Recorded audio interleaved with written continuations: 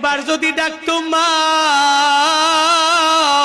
তোমার ছেলে বয়ান শুনে তোমার মানিক তোমার দরওয়াজায় হাজির হয়েছে, ও মা তুমি দরওয়াজাটা খুলে দাও।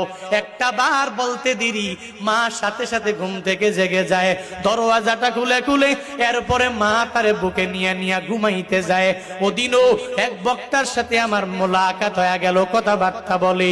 উনি বলতে লাগলো, জুনায়েদ ভাই, মা আমারে এত পরিমাণ মোহাব্বত করে, এত পরিমাণ ভালোবাসে, মায়ের দোয়া নিয়ে এত পরিমাণ বক্তা আমি হয়েছি। আজকে আমার বউ আছে, আমার সন্তানেরা আছে, আমার বাসায় আমার একটা বিদ্যা মা দুনিয়াতে বেঁচে আছে। আমি মায়ের কাছ থেকে দোয়া নিয়ে নিয়ে বের হয়ে যাই, আবার আমি মার কাছে যাই, প্রথমে মোলাকাত করি।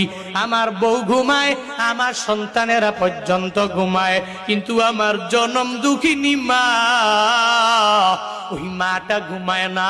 আমি বাড়ি যাওয়ার পরে প্রথমে যখন মারে ডাক দেই, আমার বউ উঠে না।